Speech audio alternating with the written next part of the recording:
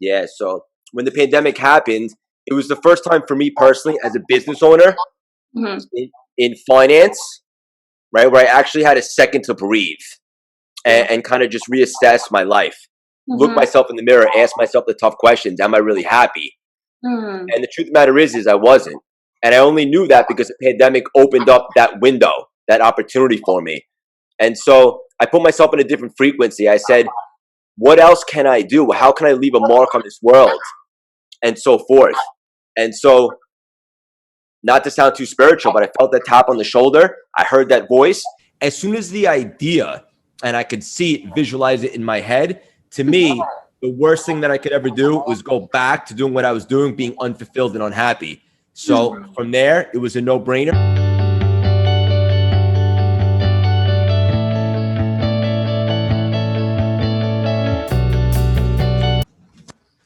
There she is.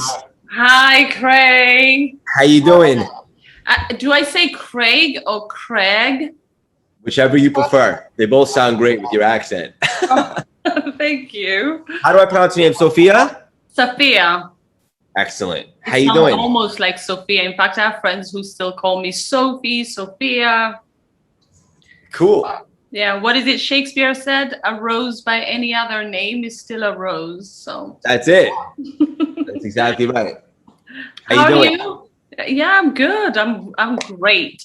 I was just I was talking to a friend of mine and I said, "Oh, I'm going to be interviewing this high energy American." And I thought I was high energy, but what should I do? And he was like, "Oh, you're going to have to meet him with your energy." And I was like, "Okay, I'm going to try."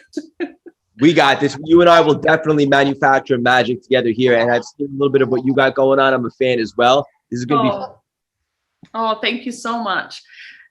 So I really wanted to talk to you because your energy is infectious. I honestly don't know anybody, I think, in my real life who has that. And I thought if some of that can rub off on me or on our viewers, that would be amazing. Let's do it. Yeah. So tell me, how do you stay high energy? Is this something you're born with, or is it something that we can all work towards possessing? What a phenomenal question. And being high energy in an elevated state is really the key to life. I think for me, the key is to be pursuing my dream and Right. living inside my vision and doing what I absolutely love. Mm.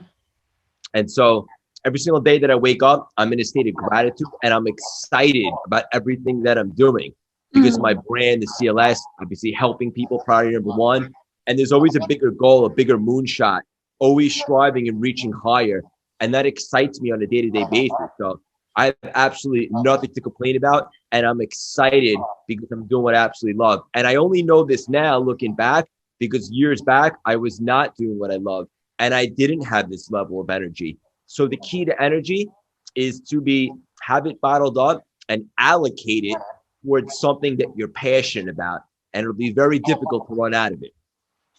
Speaking of passion, so we've all had this experience globally with the pandemic, but we've all experienced it differently, it seems, because while some of us were locked off feeling anxious and uncertain and slightly depressed, it seems you decided you're going to leave a lucrative career on Wall Street and pursue your passion and purpose. Yeah. So when the pandemic happened, it was the first time for me personally as a business owner in finance, right, where I actually had a second to breathe and kind of just reassess my life, look myself in the mirror, ask myself the tough questions. Am I really happy?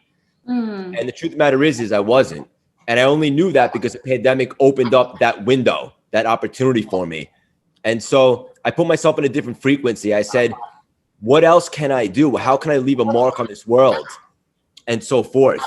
And so, not to sound too spiritual, but I felt that tap on the shoulder. I heard that voice and I thought of CLS. And I was like, I've always been obsessed with personal development, NLP, neuro-linguistic programming, revamping the mindset, all of that. I said, what if it's not only my passion? What if it's my purpose?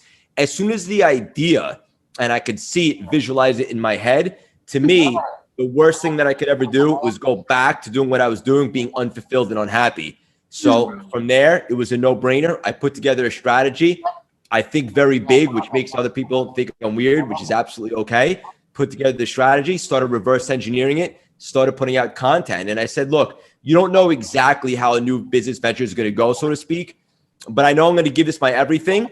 I'm going to stop at nothing. And I've been successful at stuff in the past that I didn't even love. I actually love this. So we're going to make it work. And I just made a decision. This is what we're going to do. Right. So how did you walk me through that process? Did you just come to the decision of constantly feeling unhappy, or was it, this is lockdown, I'm not happy in my job, and you felt that, and so you decided, you know what, I'm just going to jump. I'm just going to quit my job. I am going to, talk me through how you got to that.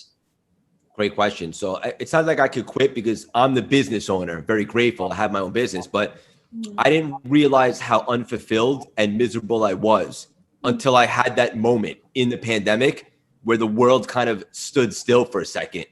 And like I said, like being in Manhattan, as you can imagine, it's go, go, go. It's very challenging to take a second and just breathe. And so I did that, and I realized that I was not happy. I was actually waking up every day. And even though I give everything my all, because that's just not the guy I am, I wasn't leaving a mark on this world. Right. Like, just because I was successful doesn't mean I had a purpose.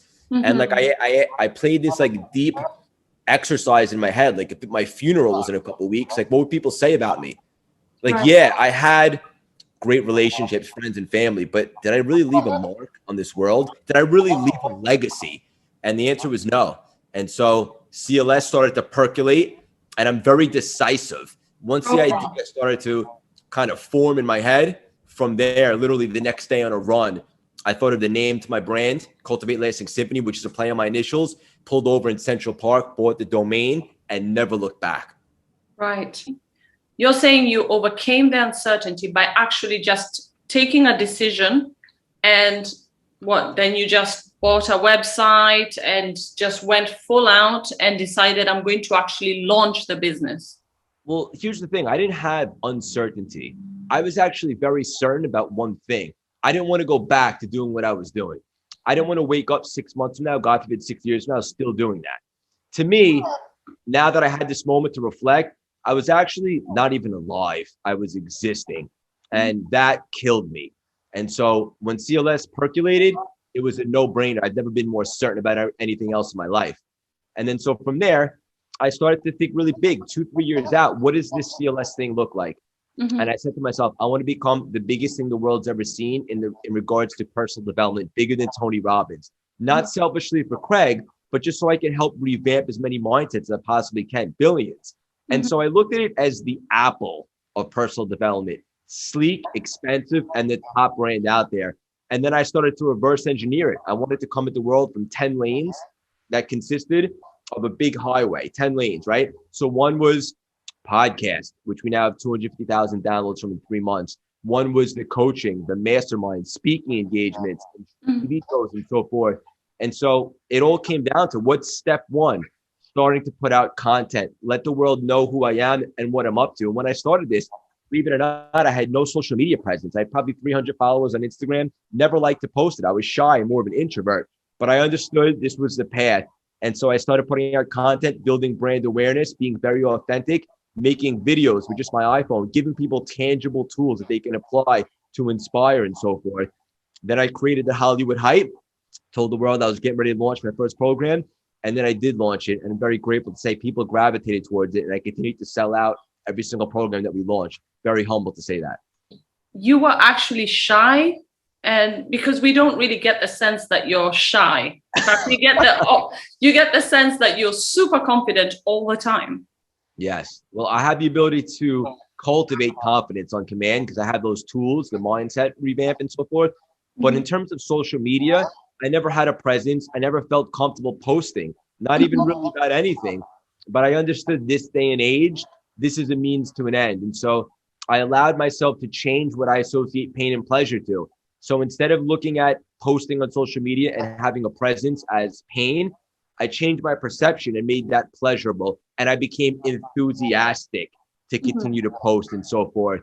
And so I started putting it out. And then very quickly on, I began to feel very comfortable posting. And that's probably why you're so surprised to hear that in the beginning I was more of an introvert and shy, because I got pretty comfortable with it pretty fast. I go all in. When I'm really into something, I haven't been that into many things in my life, but when I am, I become obsessed. Right.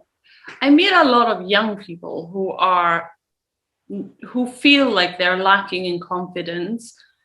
What would you say to somebody who, like you, feels very introverted but wants to be more outgoing, wants to be more expressive? How do they make that jump? Yeah, so it's actually pretty simple. Not easy, but simple. A lot of the tools that I teach in my programs with my clients do this on the spot. You can cultivate confidence. You can grab attributes from different people in the world that you hold in high regard, a celebrity, an actor, an athlete, a fictional character from a book. You can see what they do that shows that they have confidence or charisma, and you can grab some of those attributes and mold them to yourself. This way, it takes the thinking out of it. So for example, like when I started putting out content, it wasn't comfortable for me. So instead of allowing the voice in my head to throw me off, number one, I have tools where I can lower the volume of the voice. And number two, I can borrow attributes from some of the charismatic, confident people in my life and then use that, like James Bond, Arnold Schwarzenegger, people of that stature, Tom Cruise, whatever the case may be. I look at those people and I say, those guys are super confident. What do they think about when they go in front of the camera and so forth? And that it took the thinking out. I don't have time to talk myself out of it because I'm doing what those people would do. That's a great tool for anyone that's nervous, scared, or has a limiting belief about their confidence. You can grab attributes from people who are having success and utilize them. Just to be clear, you're not taking their identity. You're just absorbing some of the great things that they do. And then soon you condition yourself and it becomes you. So you're saying that we all possess characteristics. We all possess these characteristics, but you just kind of have to tap into it and bring it out. That's correct. There's nothing literally that, like, in terms of confidence or showing up, anybody could show up and hold a confident demeanor. A lot of people just don't have the tools to access that craft or to tap into all that magic. So Right. by utilizing modeling, like we just discussed, takes away the thinking. Now you can model someone like Beyonce or Jennifer Lopez, someone who's really confident. What would they do in this situation? So now all of a sudden you're utilizing what they use to make them very successful at it. In regards to confidence, look, there's a lot of traits that people just they don't come natural to them, but we have the ability to tap into that magic with different tools and techniques. Right. Can you talk to us about some of those tools and techniques that you would teach someone? Well, like the modeling that we just discussed is a phenomenal one. For the audience listening right now, I can't stress it enough. Tap into that. Have fun with it. Make a list of people that you hold in high regard, some of the attributes that they have, and then you can have fun. You can go back into that list and tap into them whenever you fit. Another one is anchoring. You take an exhilarating moment from the past. Maybe it's the day you got married, the day you had a baby, got a business deal closed, got a promotion, whatever the case may be. You put yourself back in that state, exactly how it felt, who you saw, how it felt. Bring yourself to that moment, and then you bring yourself to the present, and your state is immediately elevated. And then whatever activity you're about to step into, you do so from a more elevated state. And as you know, from an elevated state, it's not what can I do, it's what can I do. So the anchoring, the modeling, these are tools that'll change your whole life in an instant if you buy into them and you tap into them. Right. So for people who don't understand about mindset, can you talk to them about why it's important to shift your mindset? Your mindset is everything in this world. Mm-hmm. Whether you say you can do something or you can't, you're right. But what does your mind tell you that you can do? Where most people see limitations, I see opportunities and possibilities. It wasn't always like that. I had to revamp my mindset. I had to change my paradigms. I had to change what I associate pain and pleasure to. Just like when I started running my marathons a couple years back, I never ran before. I thought it was so painful. I changed the reprogramming of my mind to think running is actually pleasurable. It's challenging. It's exciting. Then I ran 4 marathons in 1 year. Anybody that wants to accomplish anything great, your mind has to be your ally, not your enemy. And the best part is anybody can tap into this and change the perspective. Literally, I tell people to just change their head and look at something from a different angle. Instead of seeing something negative, now you see something positive. And when you do that, there's literally nothing that you can't accomplish. The issue is a lot of people don't know about this, and as a result, they have limitations on what they believe they can accomplish. You were talking about how that people live in shackles from past trauma. How can people who feel, let's say somebody's gone through a terrible breakup or they've just lost their job and they've been stuck in that place for the last year, how can they move past that? Own it. It happened. It is what it is. We can't change the past, but you can change how you associate that story to your life. You can stand inside the story and it can eat you alive, right? And you can have these shackles on and be in quicksand. Or you could say, it happened. It shaped me. I'm going to learn. I'm going to own it. It did happen to me. I did go through that.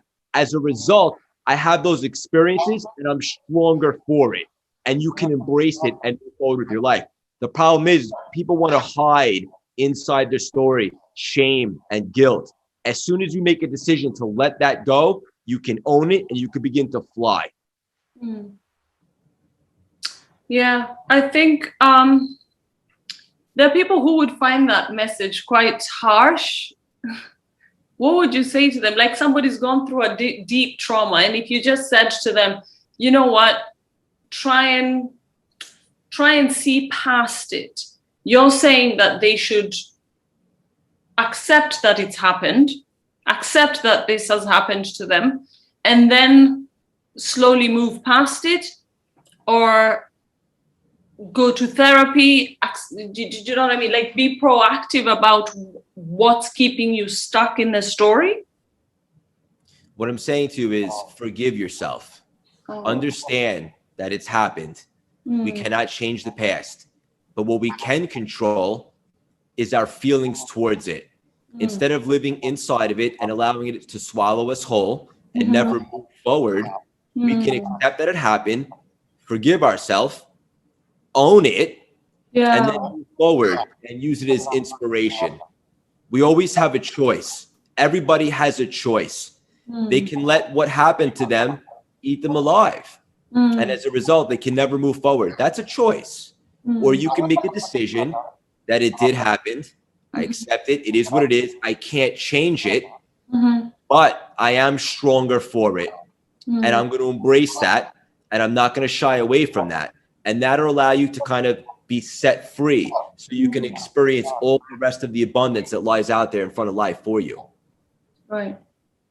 That's the key, isn't it? It's to realize that past that, you can still live a very fulfilling life if you choose to take the lessons and push yourself forward. That's exactly right. And you said the word harsh, and I don't think it's harsh at all. I think what is harsh is if you stand inside that story and don't own it and don't move forward, because then all the gifts that you have, you're not going to share with the world. And that's actually pretty selfish.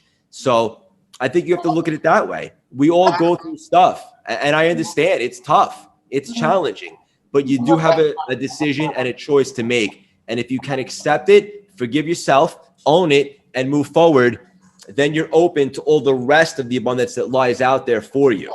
That's what I'm trying to say. Yeah, that really is quite helpful, because if you think of it, there's so many people who built so much in the last 50 years, 30 years, 20 years, had thriving businesses, and now have to start from scratch. And they're struggling to kind of get to that place of acceptance and have that hope that actually what is to come is going to be better. So your message is really going to resonate, I think. Good. That's what it's all about. You want to elevate people and make an impact and let them know that they're not alone. Everybody has a story. Everybody's been through some stuff. But here's the truth. We're only going to be here for a short time. We only get to do this once. There's no sequel to life. So you got to make every second count. And every moment that you waste with energy that doesn't serve you, thinking about the past that you can't change, that energy that you're not able to use to move forward and transform from reactive to proactive. Right. Do you have rituals or things that you do every morning that keep you in a high state? I like to say gratitude. Gratitude. Yeah. And I like to make sure that every single day I allow myself to say a handful of things that I'm grateful for each and every day. To be honest with you, I do it before I go to bed as well at nighttime. When you live in a state of gratitude, change your whole perception. Now, all of a sudden, the little things don't bother you so much anymore because you have so much to be grateful for. For example, I'm having an unbelievable conversation with you right now. We met through a mutual friend. Hopefully the audience hears this and they're able to take tangible tools from it and elevate their state and be energetic and be positive. So there's just so many things to be grateful for in this life. And when you choose to live in a state of gratitude, all of a sudden you don't get stressed out so much about smaller things that used to bother you in the past. There are a lot of people who might want to try, like you did, a completely different career and use this pause that we've had to recalibrate. How do you, if somebody's maybe suffering from imposter syndrome, how do you advise them to overcome that and try and trust that they can calibrate to a new career? First of all, you have to have a vision and a strategy, right? So this way you have a target that you can hit. A lot of people don't act because they're in fear. They're not very clear where they're going. I had a very precise vision and agenda. And so for me, it keeps me motivated, it keeps me excited. In regards to imposter syndrome, I suggest you journal and write down some of the amazing things that you have done. I bet that you are your own testimonial. You have gotten to this point. You have done a lot of things right. Give yourself a little credit. And also, I'll say this. Everybody was once a beginner at something. You have to start somewhere. You don't have to be great to start, but you do have to start to be great. Oh, yes. Yeah. Okay. What do you find is the biggest hindrance with your clients, people that want to shift in their mindset? What do you think, what do most people find to be the biggest hindrance? Clarity and confidence. Clarity and confidence. And so with clarity, it literally is just going inward, focusing on your vision, figuring out a strategy, modeling, like you say, so that modeling people that you love or people that you who have attributes that you wish to possess. Yeah, it sounds like those are really tangible actions that 100%. Someone can take. Yeah. Look, it's one thing to give an inspirational speech, but anyone that's listening to this podcast right now, they could start applying that immediately, and right away in whatever it is that they're doing, their results will skyrocket because now it takes the thinking out of it. And if you say you're not confident or you're not comfortable with something, then you do the modeling as one exercise. Now all of a sudden you have attributes of people that have done it. So I'm so glad that you touched upon this. These are tangible tools and techniques that people can apply right away. And that's what it's all about. We just want to see everybody fly. Yeah. You look like a physically fit person. Thank you. And a lot of people in the last year have, including me, we have not been able to keep up with our fitness routines, and we now have to start again. How do you stay so fit? What advice do you have for somebody who wants to reach peak fitness? Discipline and structure. Like I can't make someone want to be fit, but I could show you how to get there. Providing structure is great in your day because it removes procrastination. So if you know every day you wake up at 5 and then you work out at 6 a.m. and then you have an edge over the world and you're done for the day, then that's just that. And that's what you're going to do. A lot of people, they don't have a structure, so they procrastinate a little bit and so forth. And also, I think it's important to have goals. Why do you want to do fitness? Why do you want to work out? For example, right now, I'm training for the Chicago Marathon, which is October 10th, 2021. And I'm going to absolutely dominate it because that's what I want to do. And I want to challenge myself. And as a result, I'm very driven, committed, and inspired to work out every single day and make sure I do a really great job and make people proud for that marathon. So it's good to have goals, just like in anything else. Mm. Yeah. What about for people who feel like they want to stay in peak fitness just so that they can live better, manage the life they already have, children, physical aspects of work, commuting, all of that requires energy, right?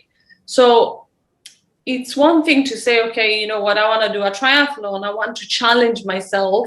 But for people who just want to be much more fitter and kind of just have enough fitness, what would you say to those people? Work out. It's just as good for your mind as it is for your physical fitness.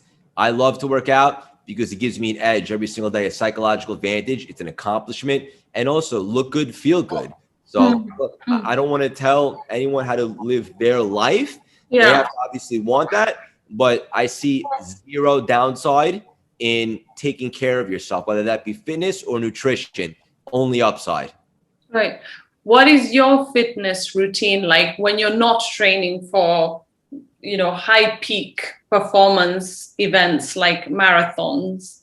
So I work out every single day. I'm not necessarily suggesting that to everyone else. It's just what I do. Because like I said, it's just as much mentally as it is physically. I work out. I run 4 times a week. The days that I don't run, I work out and I lift some weights just to maintain, so to speak. But for me, running is really where the magic happens. I absolutely love it. And, I'm like I said earlier in the conversation, with gratitude, I get to work out every day. I don't have to work out. I get to work out. And it's an honor and a privilege. And I want to make the most of it while I'm here on this earth. And for me, working out is a pleasure. Have you always been fit? Were you an athlete in, say, high school? I played sports, but I was never really that athletic, if I'm being 100% honest. But working out was always a part of my routine. Over the years, it wouldn't be every day. I would be a little bit more inconsistent with it.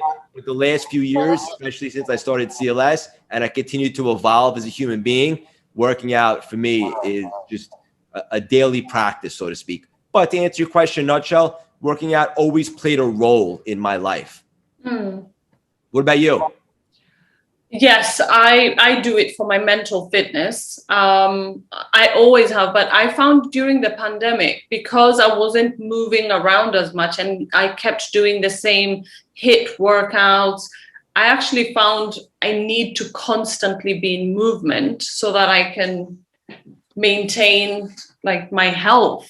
I didn't realize that, training intensely for an hour and then being inactive for long periods where you're at your desk could actually cause harm to you, Yeah. So I learned that the hard way. Understood. Okay, so what do you do for your psychological fitness? What do you find, for example, it has been the most challenging thing about setting up a business? You said you already stay fit by, doing physical activity. Are there other things that you do? Practicing gratitude is also something that you've mentioned. How else do you, for example, overcome, other things that are placed in your path? Let's say relationship issues, family, other things like that, that could be distracting. I do the best that I can. I don't have a ton of balance right now because I'm building CLS and I absolutely love it and I'm obsessed with it. And I want to help as much people as I possibly can. Obviously, not every single day is perfect. There are obstacles and there are challenges that arise. But I'm in a spiritual place right now where I understand that every obstacle, every challenge is an opportunity to practice resistance, to not necessarily react. to acknowledge it, and then keep moving forward in the best way possible. And for me personally, I believe that that's where I achieve the most spiritual light. Whereas when challenges come and I'm able to overcome them or not react to them, then the seeds really begin to part. So I'm in a place now where I look forward and I'm enthusiastic about obstacles and challenges that come my way, because without them, there isn't as great of an opportunity to achieve more light and more fulfillment. So I embrace all those things that come my way and I deal with them as best as I possibly can. Wow. So you're saying your spiritual practice actually is trying to be as present with your obstacles and trying to be patient and exercise real spiritual growth by handling the things that are placed in your path the best.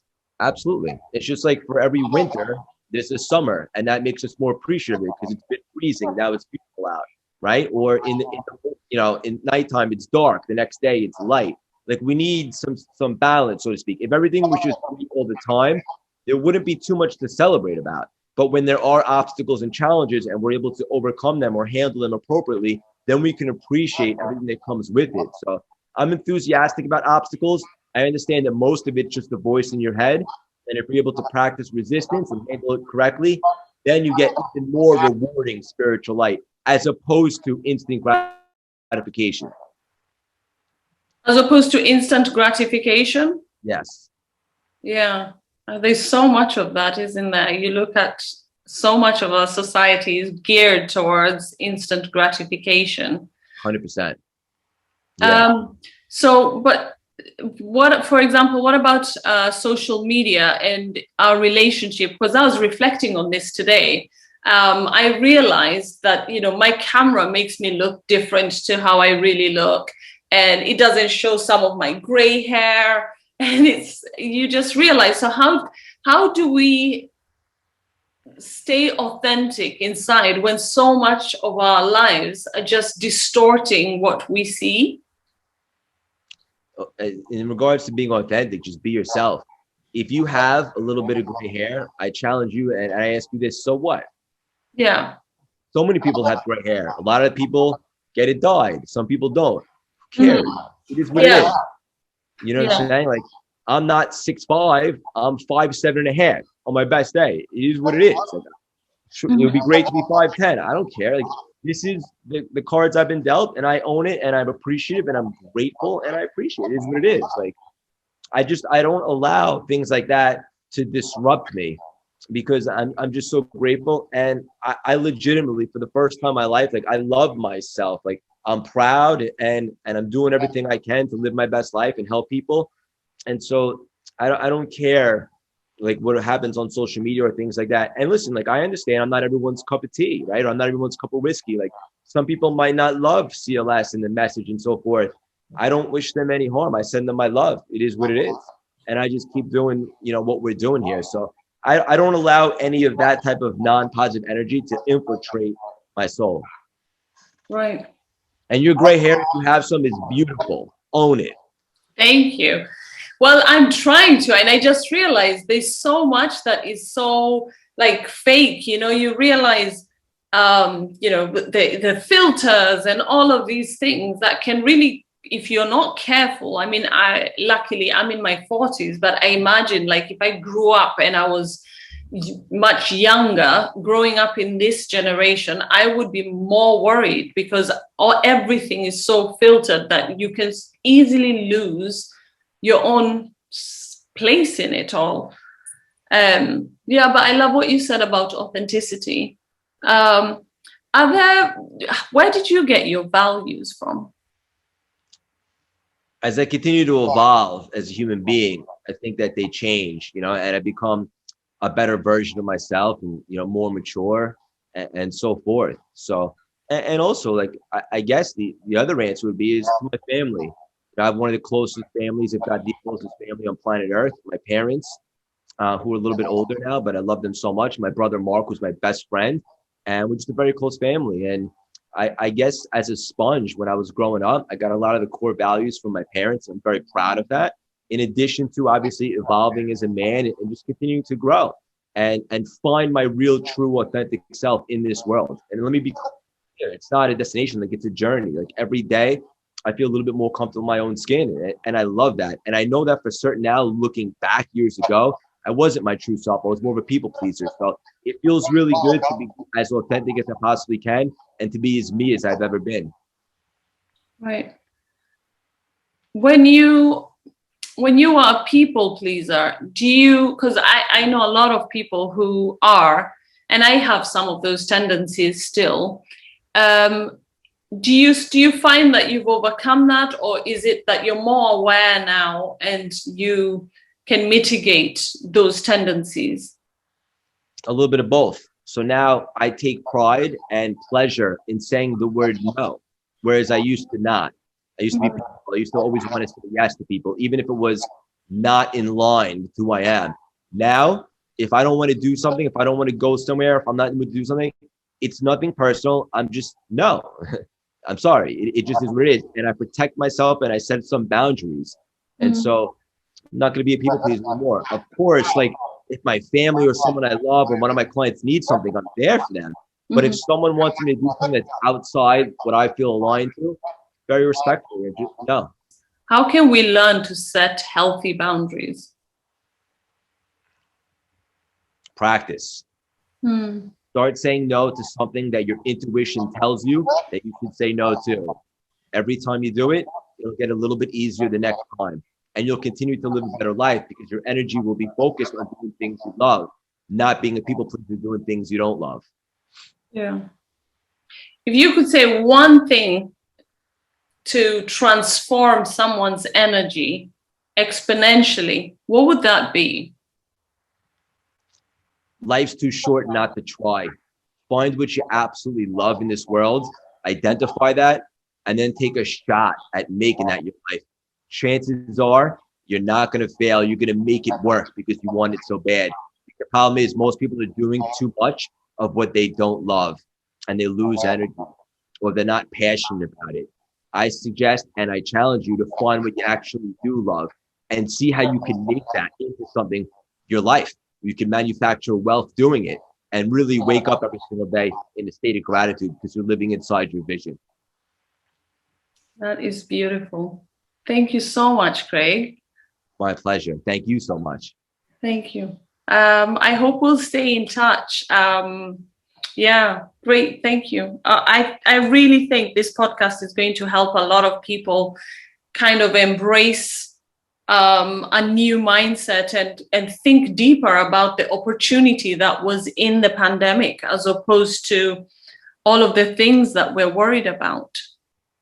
Yeah, 100%. I guarantee it's going to help someone. If people listen to this podcast and they actually apply what you and I just talked about, they will 100% elevate their state. And that's obviously the key to life. So thank you so much for having me. Like I told you before we started, I'm a fan of yours. I did some homework because I'm a fan and preparation breeds confidence. I love what you guys got going on. And this will definitely not be the last time that you and I collaborate. Thank you, Craig. See you soon. Yes. Bye-bye. Bye.